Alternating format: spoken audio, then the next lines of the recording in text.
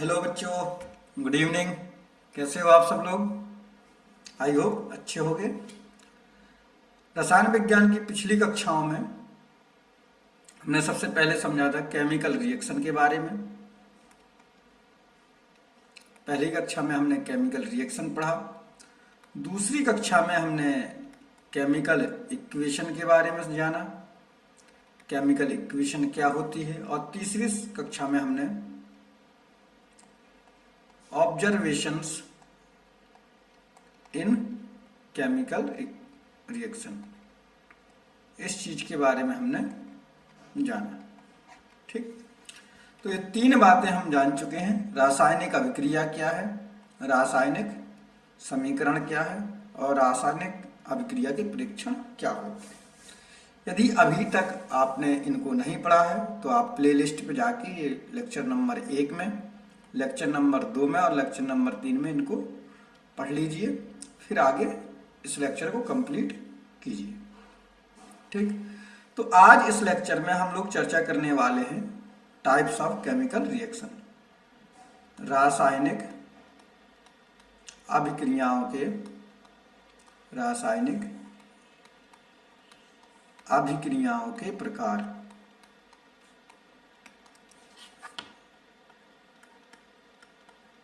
ठीक, types of chemical reaction.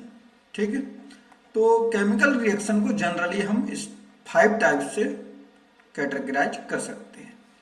5 प्रकार की अभिक्रियाएं हमें इस चैप्टर में पढ़नी है। पहली है कॉम्बिनेशन रिएक्शन। पहली कौन सी है? कॉम्बिनेशन रिएक्शन, जिसको हम लोग कहते हैं संयोजन अभिक्रिया। क्या कहते हैं? संयोजन अभिक्रिया। ठीक, दूसरी आपको पढ़नी है डीकम्पोजिशन रिएक्शन, जिसको कहते हैं वियोजन या फिर अपघटन अभिक्रिया। किस नाम से जानते हैं हिंदी में इसको? वियोजन या अपघटन अभिक्रिया के नाम से जानते हैं। तीसरी आपको पढ़नी है डिस्प्लेसमेंट रिएक्शन, यानी कि विस्थापन अभिक्रिया। क्या पढ़ना है? विस्थापन अभिक्रिया पढ़नी है। ठीक, और चौथी आपको पढ़नी है डबल डिस्प्लेसमेंट रिएक्शन, यानी कि द्विविस्थापन अभिक्रिया। क्या पढ़नी है? द्विविस्थापन अभिक्रिया। और पांचवी जो आपको पढ़नी है वो पढ़नी है रिडॉक्स रिएक्शन, यानी कि उपचयापचय अभिक्रिया, रिडॉक्स रिएक्शन। तो ये 5 प्रकार की क्रियाएं आपको इस चैप्टर में डिस्कस करनी है। आई होप आप समझ गए होंगे। आगे हमारे लगभग 2 से 3 लेक्चर इन्हीं सब पे रहेंगे। पहली कॉम्बिनेशन और कॉम्बिनेशन रिएक्शन, दूसरी डीकम्पोजिशन, तीसरी डिस्प्लेसमेंट, चौथी डबल डिस्प्लेसमेंट और पांचवी रिडॉक्स। इन 5 प्रकार की अभिक्रियाओं पर चर्चा करना है। हिंदी में समझ लें तो यही चीज हिंदी में है। संयोजन प्रतिक्रिया जहां लिखा है उसको हम लोग अभिक्रिया पढ़ेंगे, क्या प्रतिक्रिया नहीं पढ़ेंगे। लोग क्या लिखेंगे हिंदी में? अभिक्रिया। तो संयोजन अभिक्रिया, विघटन अभिक्रिया या इसी को कहेंगे वियोजन। क्या कहेंगे? वियोजन, या कहेंगे इसी को अपघटन,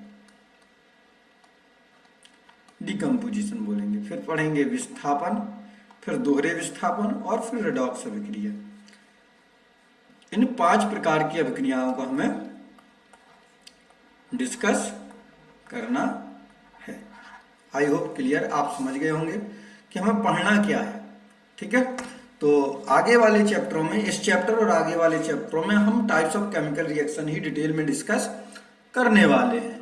ठीक, तो यदि अभी तक जो आपने पढ़ा है इससे पहले कोई डाउट्स हो, कोई प्रॉब्लम आ रही हो, तो आप कमेंट बॉक्स में पूछ सकते हैं। ठीक है, कमेंट करके बताते चलें कि आपको समझ में आ रहा है प्रॉपर या नहीं आ रहा है। ठीक, तो पहली रिएक्शन को हम लोग स्टार्ट करते हैं। पहली रिएक्शन है आपकी कॉम्बिनेशन रिएक्शन। फर्स्ट कौन सी पढ़नी है आपको? फर्स्ट पढ़नी है कॉम्बिनेशन रिएक्शन। हिंदी में बोलेंगे संयोजन अभिक्रिया। हिंदी में इसको क्या कहते हैं? संयोजन अभिक्रिया। तो पहली जो आपको हेडिंग पढ़नी है आज, आज का मेन टॉपिक शुरू होता है संयोजन अभिक्रिया से।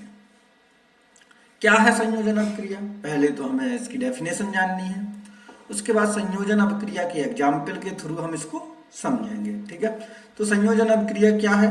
व्हेन टू और मोर reactant combine to form a single product is called combination reaction। Combination reaction क्या है? दो या दो से अधिक अभिकारक जब मिलके क्या बनाए, एकल उत्पाद बनाए, एक उत्पाद बनाए, तो उसको क्या कहते हैं? संयोजन अभिक्रिया कहते हैं। यानी कि अभिकारक कितने हों? अभिकारक यानी कि रिएक्टेंट कितने होने चाहिए? दो या अधिक होने चाहिए। रिएक्टेंट कितने हो? दो या अधिक हो। उत्पाद कितने बने? प्रोडक्ट कितना बन जाए? प्रोडक्ट बने एक। प्रोडक्ट कैसा हो? सिंगल हो। तो इस प्रकार की रिएक्शन जो बनेगी वो क्या कहलाएगी? संयोजन अभिक्रिया कहलाएगी। ऐसी अभिक्रियाएं जिसमें क्या हो, टू और मोर रिएक्टेंट कंबाइन हो और सिंगल प्रोडक्ट फॉर्म करें, that is called combination reaction. Combination reaction को जनरल फॉर्म इस प्रकार से डिनोट कर सकते हैं, A plus B is equal to AB। ठीक, एक ये प्रोडक्ट रिएक्टेंट था, एक ये रिएक्टेंट था, दोनों कंबाइन हुए और एक प्रोडक्ट आपका फॉर्म हो गया। चलिए एग्जाम्पल के थ्रू समझ ले रहे हैं। तो सबसे पहले हम समझते हैं फॉर्मेशन ऑफ कैल्शियम हाइड्रोक्साइड, यानी क्विकलाइम का फॉर्मेशन कैसे होता है। तो एक आपका क्या है? ये CaO है, कैल्शियम ऑक्साइड है। कैल्शियम ऑक्साइड ने किससे क्रिया की? जल से क्रिया की। किससे क्रिया की? जल से। क्या बन जाएगा आपका? ये बन जाएगा आपका लाइम वाटर या क्विकलाइम, CaOH का होल ट्वाइस बन जाएगा। ठीक, तो यहाँ पे देखिए एक ये रिएक्टेंट है, एक ये रिएक्टेंट है, दोनों कंबाइन हुए और क्या बन गया? सिंगल प्रोडक्ट बन गया। यहाँ पे यदि हम बात करें तो H2 है और O2 है, दोनों मिल गए, क्या बन गया? H2O बन गया। यहाँ पे बात करें फॉर्मेशन ऑफ मैग्नीशियम ऑक्साइड में तो Mg है, O2 है, दोनों मिल गए, क्या बन गया? MgO बन गया। समझ में आया? यानी कि सिंपल सी बात है, कॉम्बिनेशन आपको याद रखना है। कॉम्बिनेशन में होगा क्या? रिएक्टेंट टू और मोर रिएक्टेंट होंगे और बनेगा क्या? सिंगल प्रोडक्ट बनेगा। ठीक है, इतनी बात आपको समझ लो। यानी कि अभिकारक कितने होंगे? अभिकारक होंगे आपके दो या अधिक। अभिकारक कितने होंगे? दो या अधिक। और एकल उत्पाद बनेगा। उत्पाद कितना होगा? एक होगा। यानी कि ये तीर का निशान है, ये तीर का निशान है, इस साइड दो या तीन पदार्थ होंगे और इस साइड एक ही बनेगा। तो क्या कहलाएंगे? ये संयोजन अभिक्रियाएं कहलाएंगी। आई होप इतनी बात क्लियर हो गई होगी। संयोजन अभिक्रियाएं सभी को समझ में आ गई होंगी। किसी को कोई डाउट हो तो फटाफट कमेंट बॉक्स में कमेंट करते जाओ। ठीक है, वो डाउट आपके ले लिए जाएंगे। ठीक है, वही चीज यहाँ पर है। एक आपका रिएक्टेंट A था, रिएक्टेंट B था, दोनों कंबाइन हो गए तो प्रोडक्ट AB बन गया। जैसे आपका H2 गैस था, एक ये रिएक्टेंट था, ठीक है, और ये पे O2 गैस थी। ये डायग्राम नहीं बनाना है, ये डायग्राम गलत पेस्ट हो गया, इस डायग्राम को हटा दे रहे हैं, इस डायग्राम को कट कर दीजिए, इस डायग्राम को नहीं बनाना है, ये डायग्राम गलत यहाँ पे प्रिंट हो गया है। ठीक, आगे बढ़ते हैं। अगला जो सेकंड नंबर का रिएक्शन वो हमें पढ़ना है, वो आपका है डीकम्पोजिशन रिएक्शन। क्या पढ़नी है? डीकम्पोजिशन रिएक्शन, यानी कि वियोजन अभिक्रियाएं।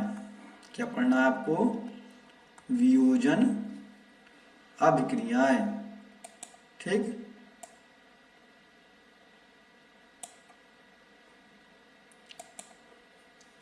आपको पढ़ना है वियोजन अभिक्रियाएं।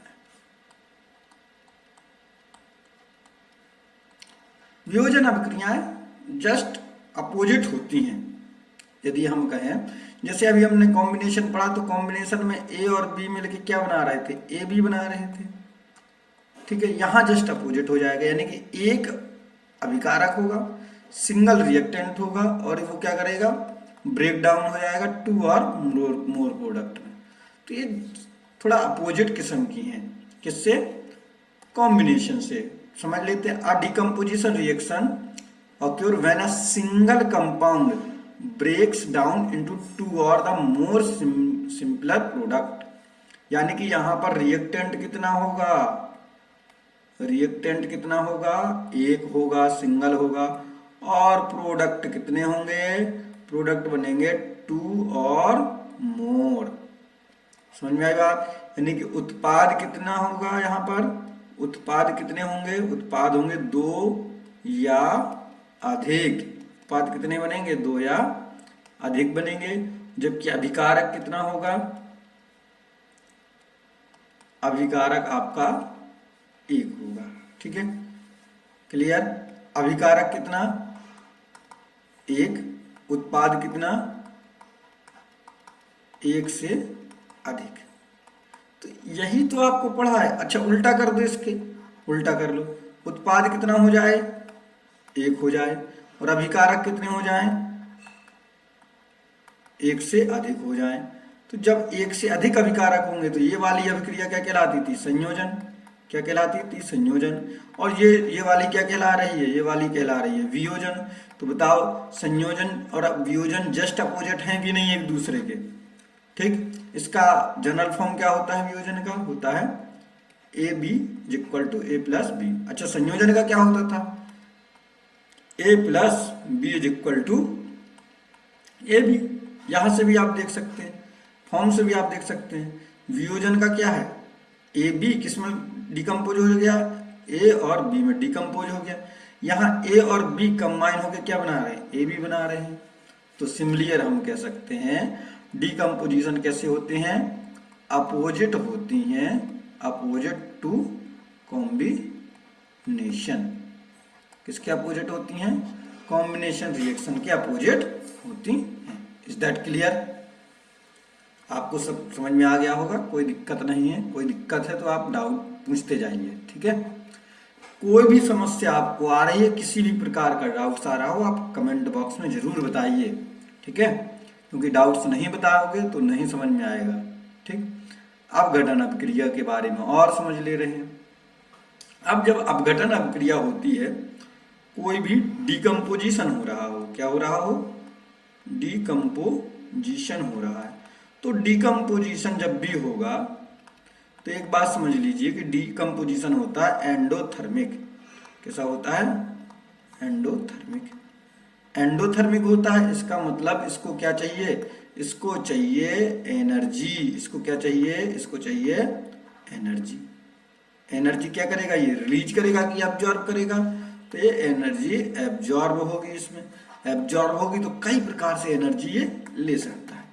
यानी कि आपको सिंपल याद रहेगा कि इसमें क्या होता है? जो अपघटन अभिक्रिया होती है, क्या होती है? अपघटन अभिक्रिया होती है, वो उसमें ऊर्जा इनपुट होती है। क्या होती है? ऊर्जा इनपुट होती है। मतलब ये कैसी होती है? एंडोथर्मिक रिएक्शन होती है। कैसी होती है? एंडोथर्मिक रिएक्शन होती है। इसका मतलब ये कैसी होती है? ऊष्मा शोषी अभिक्रियाएं होती हैं। कैसी होती हैं ये? ऊष्मा शोषी अभिक्रियाएं होती हैं। बात समझ में आई? ठीक है, जब ऊष्मा शोषी अभिक्रियाएं होती हैं, ठीक, तो इनको 3 टाइप से डिवाइड कर देते हैं, टाइप्स ऑफ डिकम्पोजिशन। ठीक है, डिकम्पोजिशन के प्रकार। यानी कि इसमें जो आपका ऊर्जा, जो इनपुट हो रहा है ऊर्जा का, वो कितने आधार पर हो रहा है? वो ऊर्जा ताप के रूप में आप दे रहे हैं, वो ऊर्जा आप विद्युत के रूप में दे रहे हैं, या वो ऊर्जा आप प्रकाश के रूप में दे रहे हैं। इसी आधार पर हमने 3 प्रकार की अभिक्रियाएं बना ली। एक तो हो गई थर्मल डिकम्पोजिशन। क्या हो गया? Thermal decomposition. एक हो गया इलेक्ट्रोलिटिक डिकम्पोजिशन, इलेक्ट्रोलिटिक डिकम्पोजिशन। और एक हो गया photolytic decomposition, photolytic decomposition. 3 type का डिकम्पोजिशन हमने बना लिया। कितने टाइप का बनाया? किसके बेस पे बनाया हमने? ऊर्जा इनपुट के बेस पे। यदि कोई पदार्थ है उसको हम गर्म कर रहे हैं, ताप दे रहे हैं और वो दो या दो से अधिक पदार्थों में टूट जा रहा है, इसका मतलब क्या है कि वो थर्मल डिकम्पोजिशन हो रहा है, तापीय अपघटन हो रहा है उसका। और यदि हम किसी पदार्थ को ऊर्जा विद्युत धारा के रूप में दे रहे हैं और फिर वो पदार्थ क्या हो रहा है, टूट जा रहा है दो या दो से अधिक पदार्थों में, तो हम कहेंगे कि ये क्या हो रहा है, इलेक्ट्रोलिटिक डिकम्पोजिशन हो रहा है, विद्युत अपघटन हो रहा है या विद्युत वियोजन हो रहा है। और यदि हम किसी पदार्थ को प्रकाश के रूप में ऊर्जा दे रहे हैं फिर वो टूट जा रहा है, तो हम कहेंगे फोटोलिटिक डिकम्पोजिशन हो रहा है, यानी कि प्रकाशीय अपघटन हो रहा है। तो तीन प्रकार से बांट लिया हमने, तो तीनों को एक एक साथ डिस्कस कर लेते हैं अलग अलग। तो पहला थर्मल डिकम्पोजिशन यानी कि तापीय अपघटन। पहला आपको क्या पढ़ना है, तापीय अपघटन। तापीय अपघटन में क्या होता है, डिकम्पोजिशन कॉसेस हीट। किसके द्वारा, ये ऊष्मा, किसके द्वारा, ऊष्मा या ताप के रूप में इसमें ऊर्जा दी जाएगी। जैसे कैल्शियम कार्बोनेट को आप हीट कर दो, कैल्शियम कार्बोनेट को हीट कर दो, क्या बनेगा, कैल्शियम कार्बोनेट, कैल्शियम ऑक्साइड और कार्बन डाइऑक्साइड में ब्रेक हो जाएगा। आप लेड नाइट्रेट को हीट कर दो, लेड नाइट्रेट को हीट करोगे तो लेड नाइट्रेट भी किस में, लेड ऑक्साइड में और नाइट्रस ऑक्साइड में और ऑक्सीजन में ब्रेक हो जाएगा। लेड किस में टूट जाएगा, lead nitrate, lead oxide, nitric oxide और ऑक्सीजन में टूट जाएगा। ठीक है, तो तापीय अपघटन थर्मल डिकम्पोजिशन किसके कारण होता है, ऊष्मा या ताप के कारण होता है। यानी कि यहाँ पे हमने क्या करना पड़ेगा, पदार्थ को गर्म करना है। क्या करना है, गर्म कर देंगे, सिंपल सी बात, हीट करेंगे मतलब गर्म हो जाएगा। ठीक है, आगे बढ़ते हैं। ठीक है, अगला जो है हमारा वो है आपका इलेक्ट्रोलिटिक डिकम्पोजिशन यानी कि विद्युत अपघटन। ठीक है, या विद्युत वियोजन, विद्युत अपघटन या विद्युत वियोजन। ये किसके कारण होगा, ये इलेक्ट्रिक करंट यानी कि ऊष्मा यहाँ किसके द्वारा हम दे रहे हैं, यहाँ हम ऊष्मा दे रहे हैं, विद्युत ऊर्जा दे रहे हैं विद्युत धारा के द्वारा। यहाँ ऊर्जा किस फॉर्म में हम लोग दे रहे हैं, विद्युत धारा, इलेक्ट्रिक करंट के रूप में दे रहे हैं। ठीक है, जैसे H2O था, जल था, जल में हमने क्या कर दिया, करंट सप्लाई कर दिया, तो किस में ब्रेक हो जाएगा, ये H2 और O2 में ब्रेक हो जाएगा। हमारे पास NaOH सॉल्यूशन था, क्या था, NaOH सॉल्यूशन था, इक्वस था, ये क्या है, ये इक्वस सॉल्यूशन है। इसमें हमने क्या कर दिया, ब्रेक कर दिया, तो किस में टूट जाएगा, Na पॉजिटिव और OH नेगेटिव में ब्रेक हो जाएगा। ठीक है, और उसके बाद क्या बन जाएगा, ये Na बन जाएगा। ठीक है, यहाँ से H2 बन जाएगा और O2 बन जाएगा। इस प्रकार से क्या हो जाएगा, ये ब्रेक हो जाएगा। ये भी क्या होगा, इलेक्ट्रोलिटिक डिकम्पोजिशन आपका हो जाएगा। अगली यदि हम बात करें तो वो है आपका फोटोलिटिक डिकम्पोजिशन यानी कि प्रकाश अपघटन। प्रकाश के द्वारा अपघटन हो रहा है। प्रकाश के द्वारा कैसे अपघटन होगा, किसी भी पदार्थ को हम किस में रख दें, प्रकाश में रख दें। ठीक है, सनलाइट में रख दें, उसको जो एनर्जी मिल रही है डिकम्पोजिशन के लिए वो कहां से मिले, सनलाइट से मिले। Decomposition causes bye sunlight. ठीक है, एग्जाम्पल क्या है, जैसे हमने सिल्वर क्लोराइड को हमने क्या कर दिया, ब्रेक कर दिया। सिल्वर क्लोराइड है, AgCl है, ये किसमें, सनलाइट में इसको रख दिया तो क्या बन जाएगा, Ag और Cl2 में ये ब्रेक हो जाएगा। और खास बात क्या है, ये रिएक्शन कहाँ यूज की जाती है, ब्लैक एंड व्हाइट फोटोग्राफी में ये रिएक्शन यूज की जाती है। ये रिएक्शन कहाँ यूज की जाती है, ये यूज की जाती है ब्लैक एंड व्हाइट फोटोग्राफी। कहाँ ये रिएक्शन हम लोग यूज कर रहे हैं, ब्लैक एंड व्हाइट फोटोग्राफी में ये रिएक्शन यूज कर रहे हैं। तो अपघटन कितने प्रकार का हो गया आपका, अपघटन हो गया आपका 3 प्रकार का। तापीय अपघटन, गर्म करने के कारण अपघटन होगा। इलेक्ट्रोलिटिक, विद्युत अपघटन, विद्युत धारा के कारण होगा। और फोटोलिटिक अपघटन, प्रकाश के कारण अपघटन होगा। तो इस प्रकार से आपकी पहली रिएक्शन क्या थी, संयोजन। चलिए समरी ले लेते हैं। पहले हमने पढ़ा था संयोजन रिएक्शन। संयोजन रिएक्शन में क्या होता था, दो पदार्थ मिलके क्या बनाते थे, एक उत्पाद बनाते थे। फिर हमने पढ़ा वियोजन अभिक्रिया। क्या पढ़ा, वियोजन। वियोजन में क्या था, एक अभिकारक मिलके दो या दो से अधिक उत्पाद बना रहा था। हमने पढ़ा कि ये कितने प्रकार का होता है, तीन प्रकार का वियोजन। पहले तो होता है थर्मल, क्या होता है, थर्मल। दूसरा कौन सा होता है, इलेक्ट्रोलिटिक, इलेक्ट्रोलिटिक। और तीसरा कौन सा होता है, फोटोलिटिक। आई होप इतनी बात आपको क्लियर होगी। तीनों प्रकार का अपघटन आप समझ गए होंगे। ठीक, तो बताइए संयोजन अभिक्रिया क्या है, समझ में आया कि नहीं आया। वियोजन अभिक्रिया क्या है, विद एग्जाम्पल्स ये आपको पता होना चाहिए। ठीक है, कोई डाउट किसी को। आज की क्लास में इतना ही।